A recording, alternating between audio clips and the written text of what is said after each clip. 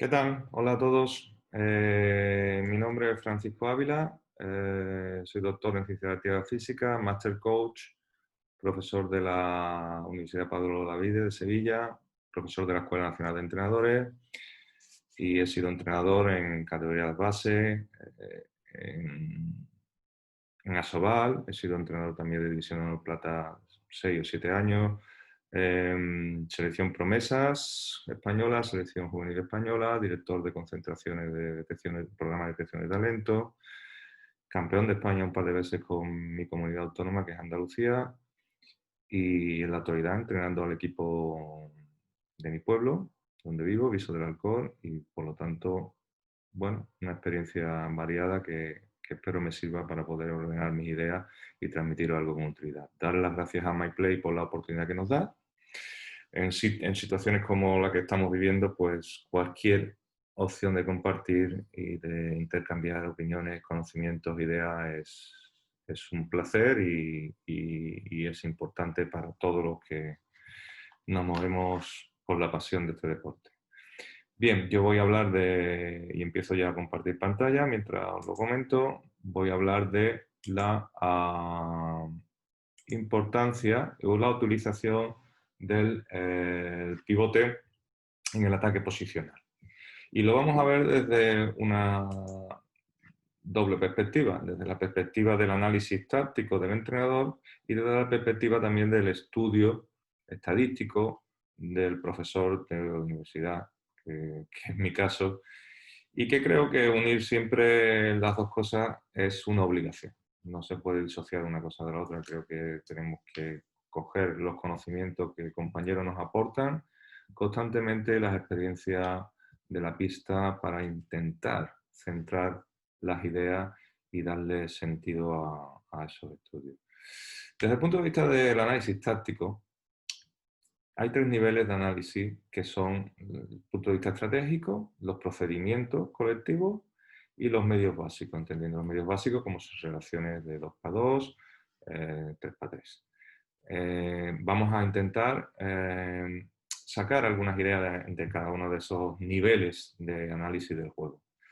Por un lado, desde el punto de vista, y eso sí, quiero insistir que todo esto nos tiene que llevar a conclusiones para nuestro entrenamiento. Desde el punto de vista de estrategia, la primera de todas es la distribución de espacio.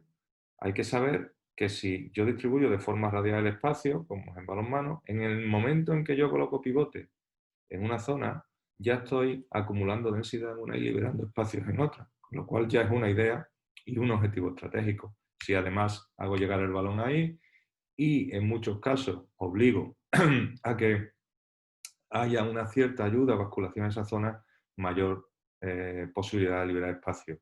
Por ejemplo, en este caso, donde el equipo de Chema, con la colocación del pivote entre 2 y 3 en la derecha, le libera espacio a él, que es un maestro y altamente eficaz en las situaciones de 1 contra 1 si le dan ese espacio y le quitan las ayudas. Otra idea es la de colocar al pivote en una zona donde haya problemas de reparto de responsabilidades, dudas o quiera disminuir la participación, la anticipación, perdón, defensiva.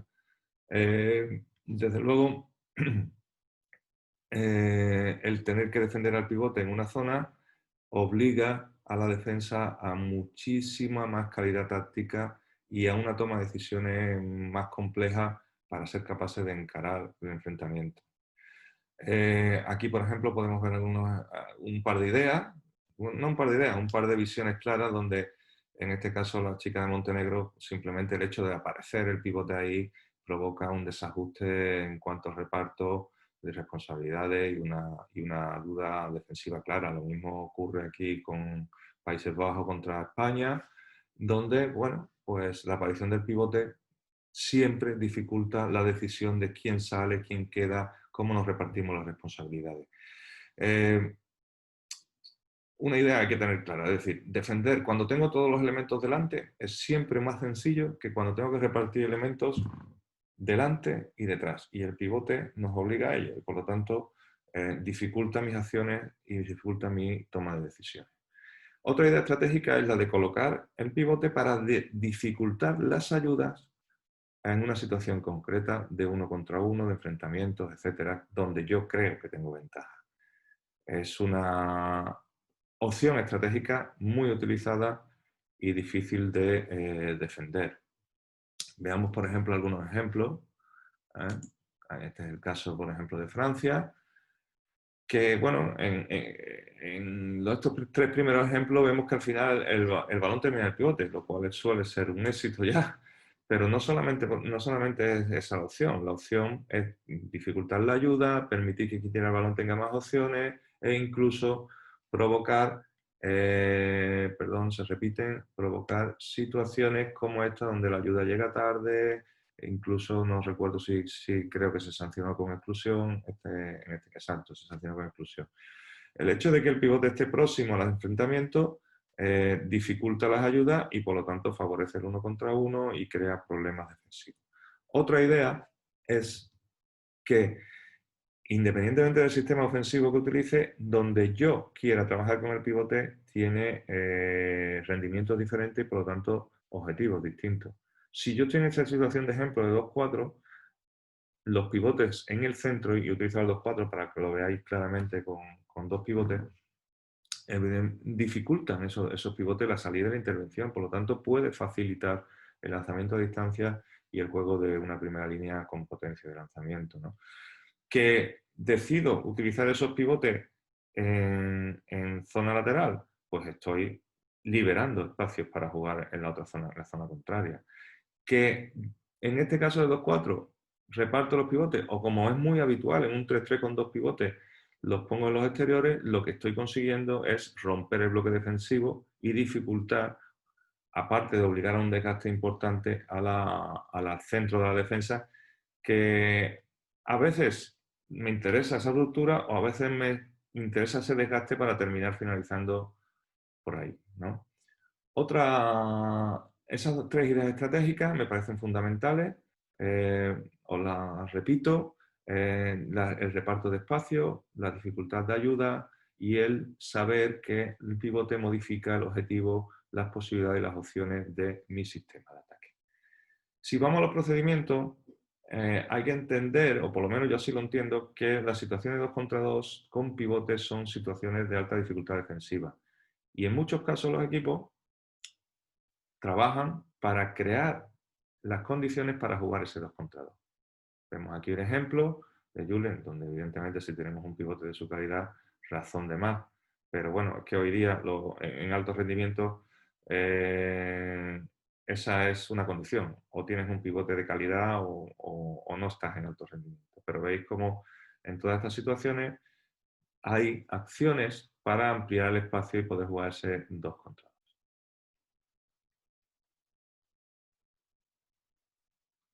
Fantástica además esta acción sin balón previa.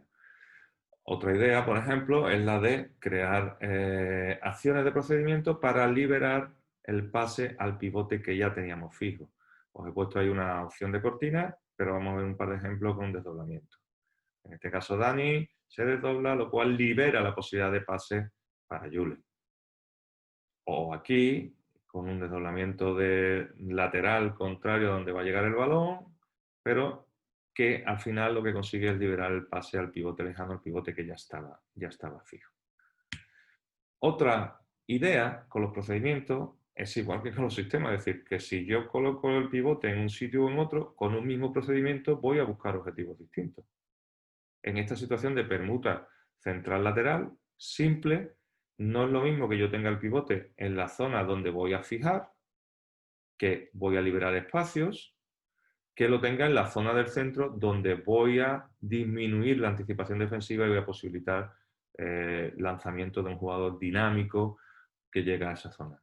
Por ejemplo, como aquí los chicos de Dinamarca, o en esta situación de la Champions, donde, como veis, la situación de pivote permite que a este brazo de la naturaleza llegar ahí sin salida, pues es una ventaja clara. Y es el pivote en el que en este caso colocado ahí habilita esa posibilidad. Bien, vámonos ahora al trabajo con medios básicos tácticos. Voy a hacer una síntesis muy rápida por el tiempo que tenemos. Básicamente tenemos que aprender a trabajar procedimientos con el pivote en primera línea defensiva, y hay diferencia que el pivote parta de la situación interior de 2 contra 2 o de la situación exterior. Y luego el ser capaz también de trabajar con situaciones escalonadas que no tienen por qué ser defensa en 2 líneas, sino una salida de anticipación, tanto con acciones sin bloqueo como acciones con bloqueo. Bien, algunos ejemplos. Por ejemplo, si nosotros colocamos el pivote interior y consigue bloquear el suyo para liberar situaciones de pase. Esta es una situación, su bloqueo en primera línea defensiva lo que hace es liberar la posibilidad de pase. Y evidentemente, pues la eficacia, como en el caso de Heidi, en 6 metros, pues del pivote es muy alta. Otra situación es que a partir de ese bloqueo en primera línea defensiva haya una continuidad dinámica y que la salida a los trabajos de primera línea cree pasillos, línea de pase, etc. Aquí ha sido inmediato, pero a veces incluso con la continuidad de 2 pases se consigue esa posibilidad. Por otro lado, partir de situaciones entre 2 y a partir de ahí desplazamiento, tanto en cortinas por delante, como cruzando trayectorias, como alejándote, siempre es un problema en la responsabilidad defensiva que puede provocar errores. Bueno, aquí he puesto un ejemplo un poquito complejo donde Simonet pues, se desplaza por delante, pero realmente es el que libera esa posibilidad de salida por la indefinición de responsabilidad. También podemos trabajar con el pivote fuera de la situación de 2 contra 2, o pivote exterior, como le he llamado yo en esta presentación. A partir de ahí ya hemos visto la situación de dificultar las ayudas. Fijaros que ya he puesto varios ejemplos porque es una situación muy habitual. Por supuesto, aprovechar esos bloqueos largos para crear superioridades numéricas.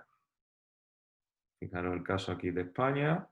No es exactamente así, pero viene la trayectoria desde fuera y aprovecha un bloqueo largo de nuestra pivote para conseguir lanzamiento, o igual que podría haber sido superioridad numérica.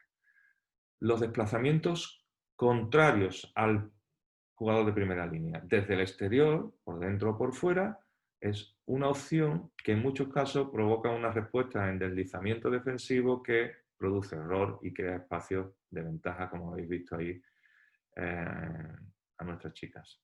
Lo mismo ocurre aquí, el desplazamiento contrario, desde fuera, de ese 2 contra 2, produce ventaja, aquí había sido una situación superior numérica. Ese desplazamiento, que además, en las situaciones ya estamos con jugadores escalonados, es absolutamente clave, porque es difícil de defender. Es difícil de defender. Fijaros, y en muchos casos se defiende con deslizamiento, que, bueno, defender con deslizamiento esas situaciones lo que provoca muchas veces amplitud de espacio y amplitud de líneas de pase. Vemos aquí otro ejemplo de Noruega-Croacia. Ese movimiento ya ha creado esa indefinición, esa duda de responsabilidades, o este ejemplo magnífico que escalonado, viniendo de fuera, al final lo que hace es crear ese error. Es absolutamente fundamental saber trabajar con bloqueos escalonados, con bloqueos en situaciones escalonadas, pero bueno, no voy a poner ejemplo aquí porque los bloqueos dinámicos es un medio muy utilizado, muy habitual. Tomamos nota de que son importantes y vamos a una pequeña situación que no siempre trabajamos, sí con los niños, sí con las chicas pequeñas, pero luego se nos olvida un poquito cuando subimos, que son las situaciones de balón dentro, balón fuera, que tanto utilizan en baloncesto. En este caso, un balón dentro que provoca casi siempre el que acuda a ayudas defensivas, un 2 contra 1 pivote, por su peligrosidad. La pivote en este caso tiene la capacidad de sacar fuera, dar continuidad y crear esa superioridad numérica. Es otro medio táctico que tenemos que seguir trabajando, no solamente en categorías bases, sino en alto rendimiento. Bien, por lo tanto tenemos un montón de contenido de entrenamiento. Yo quiero resaltar que tenemos que aprender a repartir espacio como un contenido en sí. Tenemos que aprender a ver al pivote jugando, no buscándolo solamente, sino simplemente sobre el juego. Y igualmente tendremos que aprender No solamente jugar los 2 contra 2, sino pasar al pivote en esa situación donde ya se ha focalizado la batalla en ese 2 contra 2. Dicho sea de paso, a veces también hay que aprender a sacar fuera el balón aprovechando la densidad que hemos creado.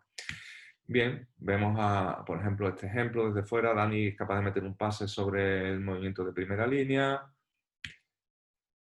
Y aquí, sin embargo, Palmanson, metido hasta la cocina, es capaz de sacar por detrás del defensor ese pase a Nilsson. Son situaciones diferentes, pero todas, o ambas, perdón, hay que aprender a dominarlas. Fijaros aquí qué maravilloso pase sobre el juego, con incluso 2 defensores delante a Fábregas, ¿no?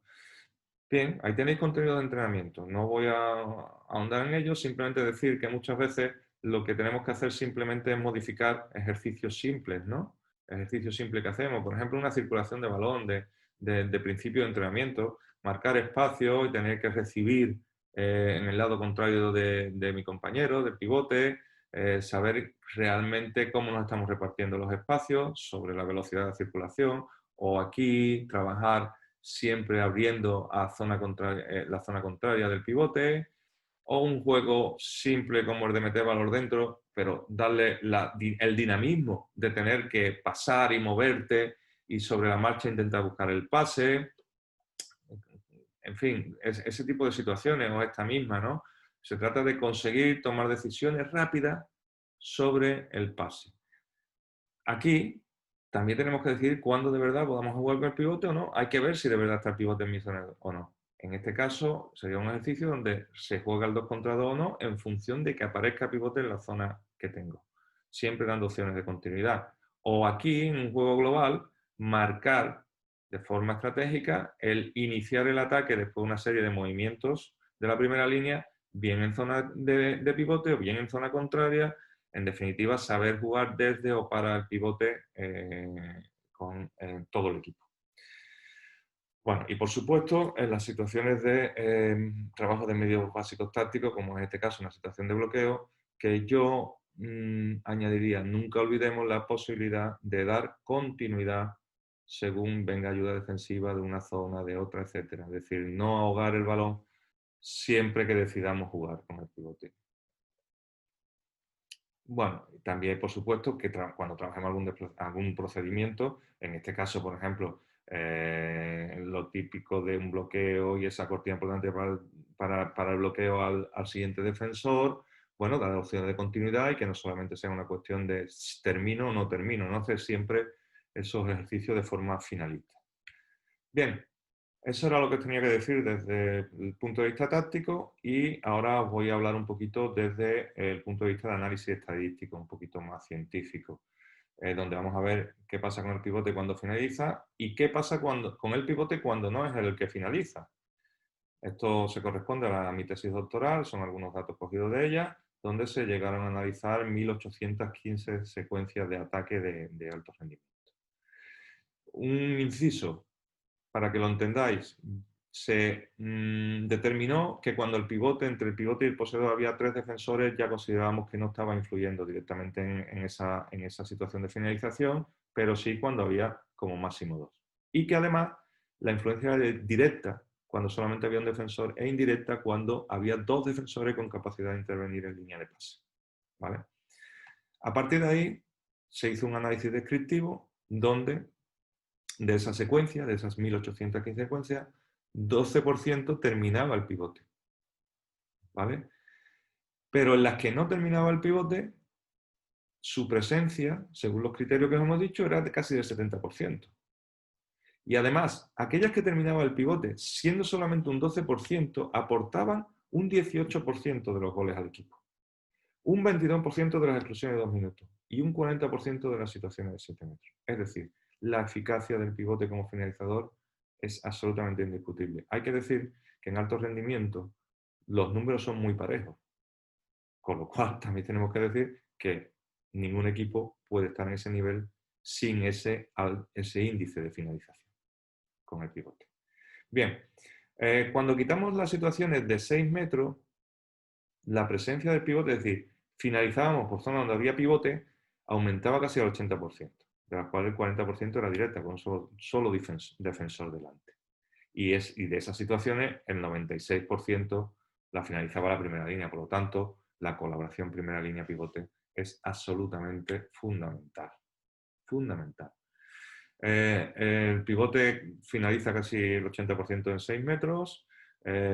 Casi siempre, eso es un dato que me parece interesante, a pesar de los desdoblamientos, circulaciones y tal, el 85% era el pivote que había iniciado la secuencia como pivote, no el que se metía, y evidentemente su eficacia subía por encima de la media del equipo.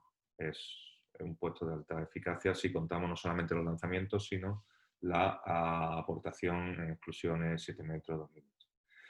Bien, pues vamos a ver qué relación tiene el pivote también con estos aspectos, con la distancia, con la posición, con la probabilidad de que exista lanzamiento, con la eficacia, etc.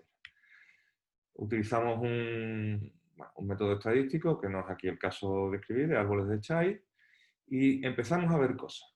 Empezamos a ver que cuando la distancia, fijaros, perdón, me he ido muy adelante, cuando la distancia aumentaba, las finalizaciones y lanzamientos de 9 metros lejanos o lanzamiento en penetración en zona intermedia de 6 y 9 metros, había pivote entre un 75 y un 88% de las veces. Es decir, nuestros jugadores terminan de media y larga distancia muchas veces en zona de pivote. Por otro lado, cuando los defensores estaban más alejados, había más presencia directa de pivote. O podíamos decirlo al revés, si colocábamos al pivote ahí, ¿conseguíamos liberar más a nuestros compañeros? Bien, es una pregunta.